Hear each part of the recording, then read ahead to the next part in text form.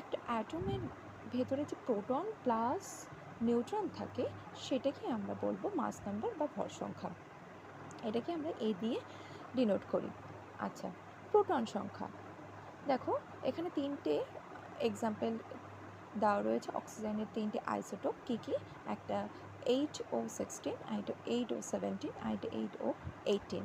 এখানে প্রোটন দেখো অক্সিজেনের ক্ষেত্রে এই যে অক্সিজেনের 3টে আইসোটোপ সব 3টেরই ক্ষেত্রে প্রোটন সংখ্যাগুলো হচ্ছে 8 আর নিউট্রন সংখ্যা। আচ্ছা, নিউট্রন সংখ্যা কী করে বার করতে হয়, ক্যালকুলেট করতে হয় কিভাবে, সেটা হচ্ছে এই যে আমাদের এই একটা এক্সাম্পল দিই 8O16, এর নিচেরটা থাকে প্রোটন সংখ্যা আর উপরটা হচ্ছে ভর সংখ্যা। আচ্ছা, ভর সংখ্যা মানে কি, প্রোটন সংখ্যা প্লাস নিউট্রন সংখ্যা। আচ্ছা, আমাদের তো প্রোটন সংখ্যা শেখা হয়ে গেছে, এইটা নিচেটাকে প্রোটন সংখ্যা বলে, তাহলে নিউট্রন সংখ্যা বের করার নিয়ম কি, নিউট্রন সংখ্যা বের করার নিয়ম হচ্ছে এটা থেকে মাইনাস করে দিলে হয়ে যাবে।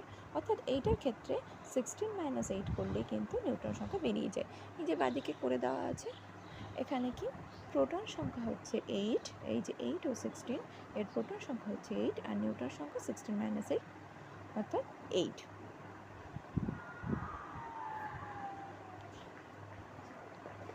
আচ্ছা, আইসো বার, আইসো কথার মানে কি, আবার বলবো আমরা, আইসো কথার মানে হচ্ছে ইকুয়াল। বার মানে কি, বার মানে হচ্ছে মাস নাম্বার বা ভর সংখ্যা। আচ্ছা, আইসোবার হলো বিভিন্ন মৌলিক পদার্থের পরমাণু যাদের ভর সংখ্যা একই কিন্তু প্রোটন সংখ্যা ভিন্ন। আচ্ছা, এটা আমরা কিভাবে বুঝবো, দেখো বার মানে মনে রাখার একটা ছোট্ট ট্রিক্স হচ্ছে বার